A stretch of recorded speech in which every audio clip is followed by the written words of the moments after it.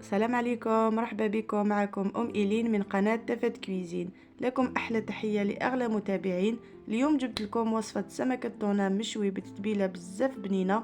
بما أنه رانا في وقته والسعر تاعو مناسب، قلت لما لا نشارك الوصفة مع حبيباتي. رافقته مع شوية تاع خضر مشكلة كما راكم تشوفوا، شوية تاع الرز. ابقوا معايا لآخر الفيديو باش تشوفوا الطريقة. بعد ما غسلت الطون تاعي مليح بالماء وشويه تاع الخل كما راكم تشوفوا، جبتوه باش نقطعوه.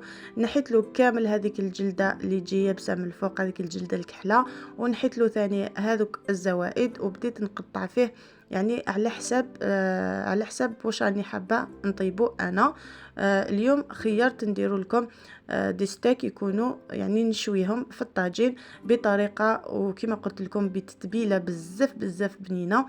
وقطعته ثاني هكذا شرائح يكونوا صغار، كل وحده تقطعهم على حسب الذوق تاعها وعلى حسب ثاني لا كونتيتي اللي رايحه تطيبها. بعد ما كملت قطعته كامل كما راكم تشوفوا. هنا عندي شويه تاع الثوم، وعندي لي زيبيس، ملح، فلفل كحل، شويه كمون، زعتره، ومغرفه صغيره تاع لا موطارد، وعندي نصف فنجان صغير تاع الزيت. نبداو بسم الله في التتبيله. جبت الغيسيبيون تاعي كما راكم تشوفوا، ودرت فيه هذيك الثوم قيس واحد 5 سنينات هكاك تاع ثوم، وتبقى على حسب الكميه تاعكم تاع الطون. وزدت عليها لي زيبيس، ودرت ثاني شويه تاع الزيت كما راكم تشوفوا، قيس واحد 4 مغارف حتى ل5 مغارف. ومن بعد بديت نخلط فيهم هكذا باش يعني نخلطهم مليح باش لي زيبيس هذوك مع الثوم يتجانسوا مع بعضهم. وإلا عندك القارص حبيبتي ديري عصير تاع نص حبه قارص، رايحه تزيد تعطيله بنه وطراوه. هنا جبت هذوك الشرائح تاعي تاع الطون ودرتهم هكذا في هذيك لا ماريناد. سيو كيفاش هذوك الشرائح لازم يتغطوا كامل، ومن بعد غطيتهم وخليتهم في الفريجيدير. انا خليتهم ساعتين هكذا باش يتشربوا مليح هذيك لا ماريناد. من جهه واحده اخرى كنت نقيت الخضره. حكمت يعني خيرت هذوك حبات صغار تاع زروديه اللي يجوا بنان، ودرت شويه تاع اللوبيا خضراء وشويه تاع البطاطا قطعتها شويه خشينه، ملحتها ودرتها طفور. هنا حبيباتي سخنت المقله تاعي كما راكم تشوفوا، ودرت لها مغرف صغيره تاع المارغرين. من الاحسن ديروا المارغرين، ما ديروش كامل الزيت في هذه الوصفه، رايحه يعني تشوفوا الفرق بين كي طيبوا بالزيت وكي طيبوا بالمارغرين. مسحت كامل هذيك المقله كما راكم تشوفوا باش ما يلصقليش الطون، ومن بعد جبت هذوك الشرائح وحطيتهم هكا من الفوق. حبيت نقول لكم حبيباتي اللي وصلت لهذه المرحله من الفيديو، ما تنسيش ديري لي جيم فضلا وليس امرا، وإلا مازال ما اشتركتيش في القناه ديري اشتراك وفعلي الجرس باش يلحقك كل جديد من القناه ان شاء الله. بعد ما طابولي من تحت كما راكم تشوفوا، نقلبهم من الجهه الاخرى.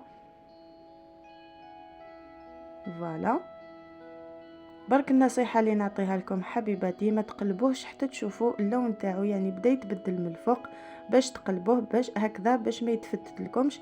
كما على بالكم الطون ولا كامل انواع تاع الحوت اون جينيرال يعني يجي شويه فراجيل، وكي تشوفوه طاب نحوه ثمثم، يعني ما تخلوش حتى يطول بزاف ويجيكم يابس وتروح له كامل البناء تاعو.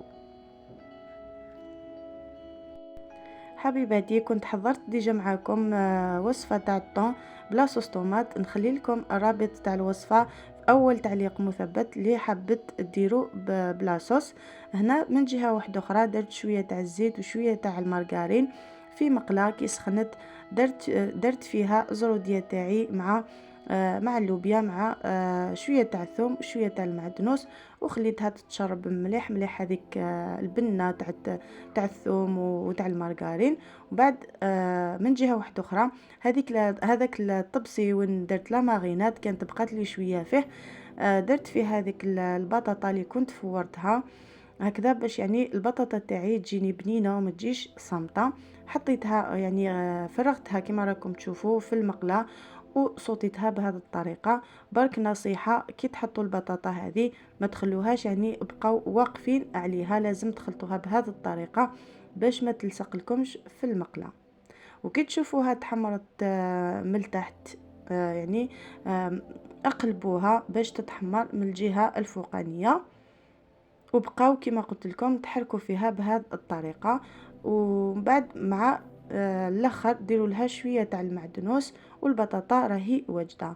وهنا بعد ما دريسيت الطبسي تاعي كما راكم وهنا تشوفوا، بعد ما دريسيت الطبسي تاعي شوفوا طبق راقي صحي بزاف بنين، اكدولي على البنه تاع الطون. وصلنا لنهايه الفيديو، نتمنى الوصفه عجبتكم. الى فيديو اخر نقول لكم سلام.